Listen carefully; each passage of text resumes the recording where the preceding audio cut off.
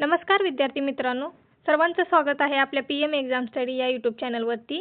आज आपण पाहणार आहोत MPSC तलाठी भरती गट क 2026 संपूर्ण प्रश्नपत्रिका स्पष्टीकरणासह आणि मागील परीक्षेत आलेले प्रश्न तेही MPSC पॅटर्ननुसार पाहणार आहोत। आता यामध्ये कोणकोणत्या घटकांवरती प्रश्न आहेत? भारतीय राज्यव्यवस्था, इतिहास, महाराष्ट्र भूगोल, भारताचा भूगोल, अर्थशास्त्र आणि विज्ञान या सर्व टॉपिकवरती प्रश्न असणार आहेत।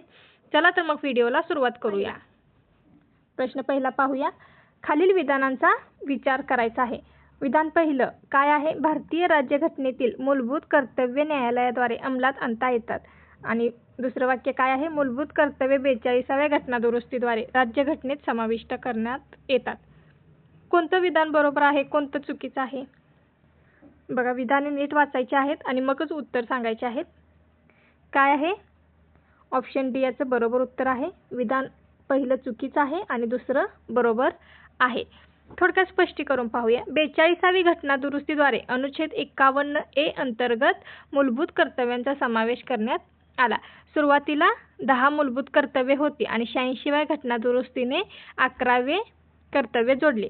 मूलभूत कर्तव्ये न्यायालयाद्वारे थेट अंमलात आणता येत नाहीत, मात्र न्यायालय निर्णय देताना मूलभूत कर्तव्यांचा संदर्भ घेऊ शकते। प्रश्न दुसरा बघूया काय आहे। प्रश्न दुसरा, खालीलपैकी कोणती जोडी अयोग्य आहे? अयोग्य म्हटलेला आहे। कोणती जोडी अयोग्य आहे?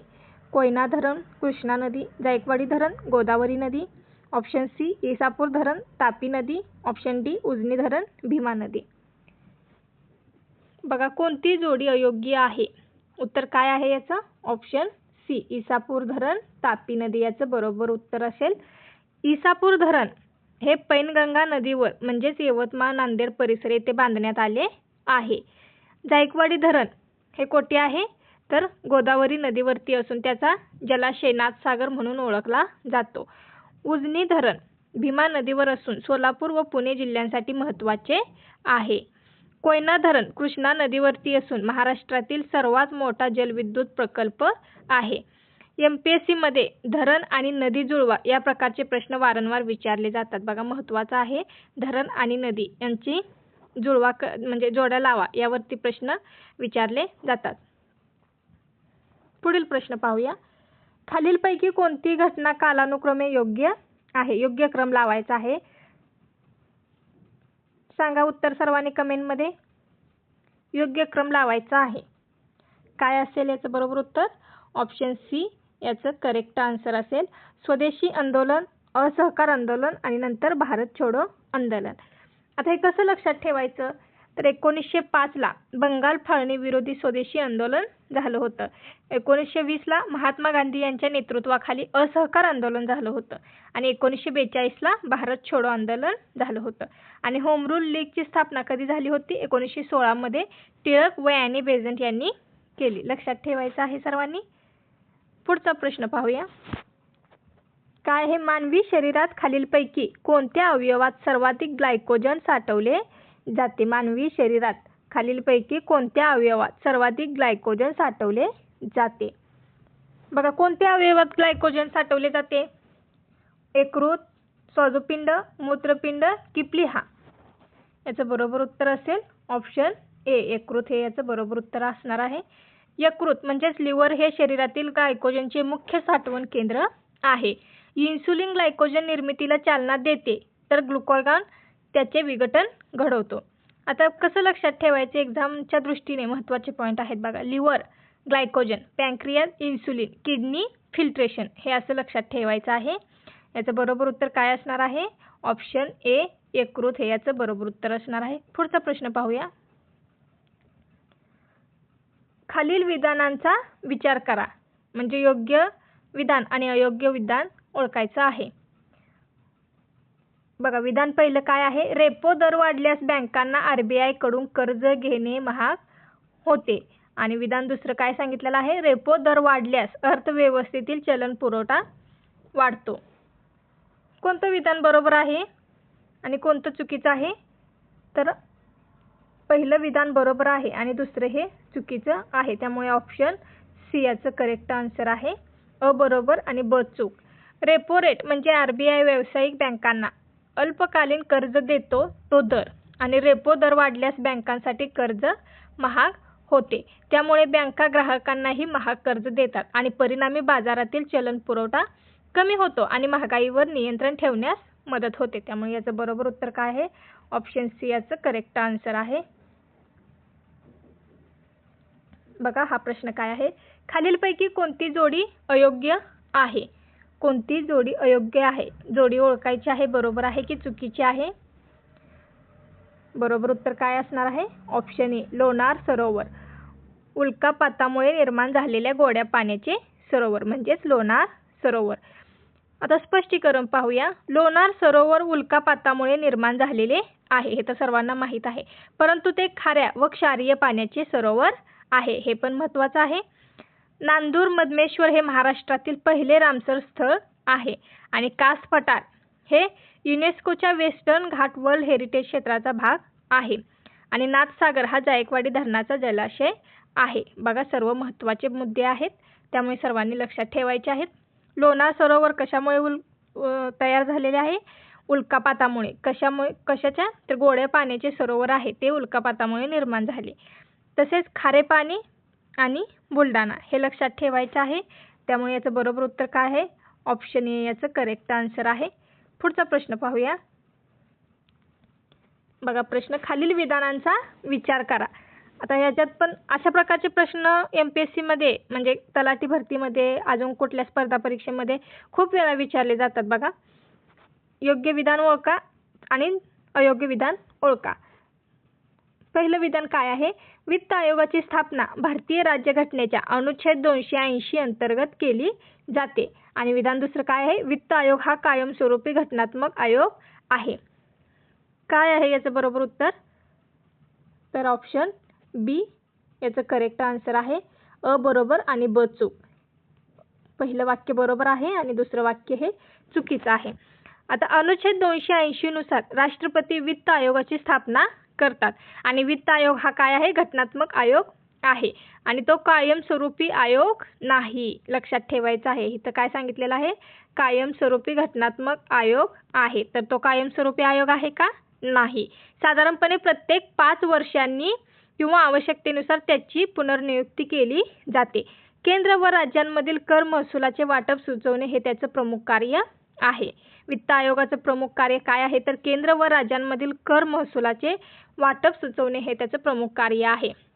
एक्झाम पॉईंट बघा. अनुच्छेद 280 फायनान्स कमिशन, अनुच्छेद 315 UPSC स्टेट PSC, अनुच्छेद 324 इलेक्शन कमिशन. हे लक्षात ठेवायचं आहे, महत्त्वाचं आहे परीक्षेच्या दृष्टीने. पुढील प्रश्न खालील घटना कालानुक्रमे लावा. आता ह्या घटना कालानुक्रमे लावायच्या आहेत. अ चंपारण सत्याग्रह, ब असहकार आंदोलन, क दांडी मार्च आणि ड भारत छोडो आंदोलन यांचा योग्य क्रम लावायचा आहे. काय आहे याचं उत्तर? ऑप्शन ए अ ब क ड हे याचं बरोबर उत्तर आहे. हे कसं लक्षात ठेवायचं? 1917ला चंपारण सत्याग्रह, 1920ला असहकार आंदोलन, 1930ला दांडी मार्च म्हणजे सविनय कायदेभंग त्याला म्हणतात, 1942 भारत छोडो आंदोलन. आता MPSC मध्ये असे क्रोनॉलॉजी प्रकारचे प्रश्न वारंवार विचारले जातात, त्यामुळे असे क्रम लावा असे प्रश्न वारंवार विचारले जातात. कसं लक्षात ठेवायचं? तर 1917, 1920, 1930 आणि 1942 असा क्रम लक्षात ठेवायचा आहे. त्यामुळे याचं बरोबर उत्तर काय असणार आहे या प्रश्नाचं? ऑप्शन ए याचं करेक्ट आन्सर आहे. खालीलपैकी कोणता जीवनसत्व आणि त्याच्या कमतरतेमुळे होणारा रोग यांची जोडी अयोग्य आहे? आता जीवनसत्व आणि त्यांच्या कमतरतेमुळे होणारा रोग हे विचारलेलं आहे. कोणती जोडी अयोग्य आहे? ऑप्शन ए विटॅमिन ए रातांदळी किंवा रतोंदी म्हणतात, vitamin C scurvy, vitamin D rickets, vitamin E beriberi. कोणती जोडी अयोग्य आहे? तर option D vitamin E beriberi हे याचं बरोबर उत्तर असणार आहे. आता कसं तर ते पहा. बेरीबेरी हा रोग विटॅमिन B1 म्हणजेच थायमिनच्या कमतरतेमुळे होतो आणि विटॅमिन ई ची कमतरता दुर्मिळ असली तरी स्नायू व मज्जासंस्थेच्या समस्या निर्माण होऊ शकतात. विटॅमिन ई मुळे काय होतं? ह्याची कमतरता जर आपल्या शरीरात असेल तर काय होतं? स्नायू आणि मज्जासंस्थेच्या समस्या निर्माण होऊ शकतात. आणि बेरीबेरी हा कशामुळे होतो? हा रोग तर विटॅमिन B च्या कमतरतेमुळे होतो. एक्झाम पॉईंट बघा काय आहेत? B1 beriberi, B2 cheilosis, B3 pellagra, B12 pernicious anaemia. हे याचं बरोबर उत्तर काय असणार आहे? ऑप्शन डी हे याचं करेक्ट आन्सर असणार आहे. पुढचा प्रश्न पाहूया. बघा डबल प्रश्न आलेला आहे. खालील विधानांचा विचार करा. म्हणजे योग्य विधान आणि अयोग्य विधान ओळखायचं आहे. काय दिलेलं आहे विधान पहिलं? भारताचे नियंत्रक व महालेखापरीक्षक यांची नियुक्ती राष्ट्रपती करतात. आणि विधान दुसरं, CAGला पदावरून हटवण्याची प्रक्रिया सर्वोच्च न्यायालयाच्या न्यायाधीशाप्रमाणेच असते. कोणतं विधान चुकीचं आहे आणि कोणतं बरोबर आहे? तर ऑप्शन सी अ आणि ब हे दोन्हीही विधाने बरोबर आहेत, योग्य आहेत. कसे आहेत बघा. अनुच्छेद 148 नुसार CAGची नियुक्ती कोण करतं?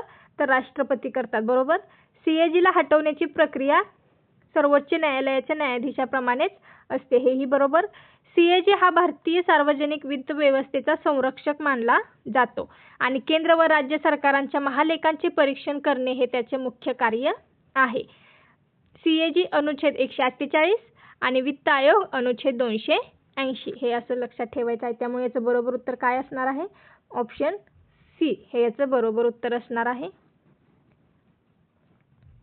खालीलपैकी कोणती नदी महाराष्ट्रातून उगम पावून पूर्वेकडे वाहते? प्रश्न काय विचारलेला आहे नीट वाचा. खालीलपैकी कोणती नदी महाराष्ट्रातून उगम पावून पूर्वेकडे वाहते? कोणती नदी काय आहेत बघा option. Option A Tapi, B Narmada, C Godavari, D Mahi. काय याचं बरोबर उत्तर? ऑप्शन सी गोदावरी हे याचं बरोबर उत्तर असेल. आता महत्त्वाचे पॉईंट पाहूया. महत्त्वाचे मुद्दे काय आहेत? गोदावरी नदीचा उगम नाशिक जिल्ह्यातील त्र्यंबकेश्वर येथे होतो. दुसरा मुद्दा, गोदावरी ही दक्षिण भारतातील सर्वात लांब नदी आहे आणि तिला दक्षिण गंगा असेही म्हणतात. गोदावरी महाराष्ट्र, तेलंगणा, आंध्र प्रदेश, छत्तीसगड आणि ओडिशा या राज्यांमधून वाहते. तिच्या प्रमुख उपनद्या कोणत्या आहेत? प्राणहिता, इंद्रावती, मंजिरा, पूर्णा आणि वैनगंगा ह्या गोदावरीच्या प्रमुख उपनद्या आहेत. आता महत्त्वाचा पॉईंट पहा. महाराष्ट्रातील सर्वात लांब नदी कोणती आहे? गोदावरी आहे. आणि पश्चिम वाहिनीची प्रमुख नद्या कोणत्या आहेत? नर्मदा आणि तापी ह्या पश्चिम वाहिनीच्या प्रमुख नद्या आहेत. याचं बरोबर उत्तर काय असणार आहे?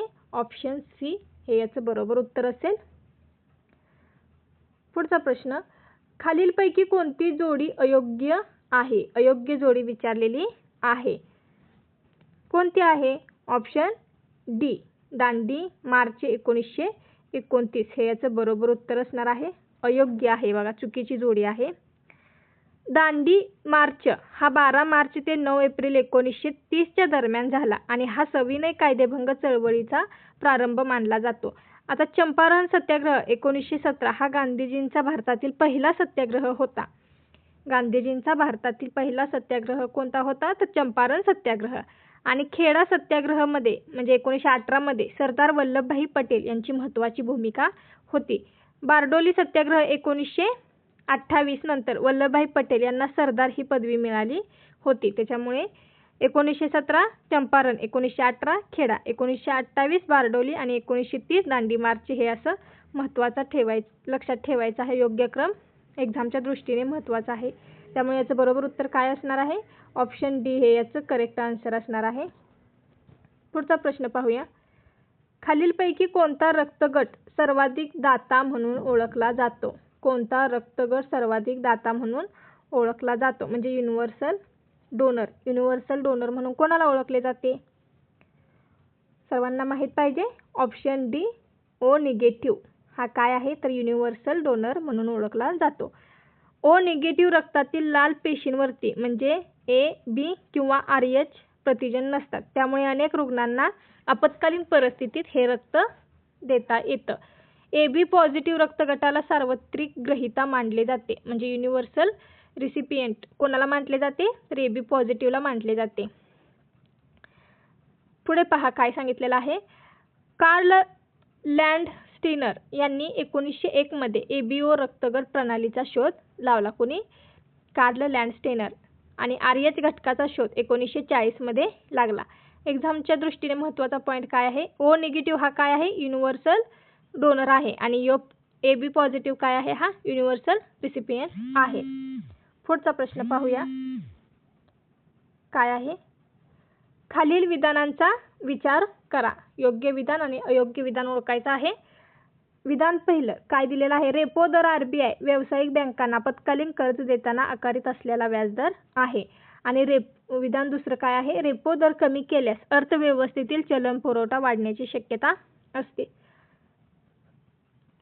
काय असणार आहे याचं उत्तर? सर्वांनी उत्तर कमेंट करायची आहेत. व्हिडिओला लाईक करा आणि आपल्या चॅनलला सबस्क्राईब करा जेणेकरून पुढचा व्हिडिओ तुमच्यापर्यंत लवकरात लवकर पोहोचेल. काय आहे याचं बरोबर उत्तर? ऑप्शन ए, अ आणि ब दोन्हीही विधाने बरोबर आहेत. आता रेपो रेट हा RBI कडून व्यावसायिक बँकांना दिला जाणारा आपत्कालीन कर्जावरील व्याजदर आहे. रेपो रेट कमी झाल्यास बँकांना कमी दराने कर्ज मिळते आणि त्यामुळे बँका ग्राहकांना अधिक कर्ज देतात आणि चलन पुरवठा वाढतो. रेपो रेट वाढल्यास महागाईवर नियंत्रण ठेवण्यास मदत होते आणि मॉनिटरी पॉलिसी कमिटी म्हणजे MPC रेपो दराबाबत निर्णय घेते. हे याचे महत्त्वाचे मुद्दे आहेत. बघा, व्हिडिओ आवडल्यास आपल्या व्हिडिओला लाईक करा, उत्तर कमेंट करत जावा आणि इतर विद्यार्थ्यांनाही शेअर करा. धन्यवाद.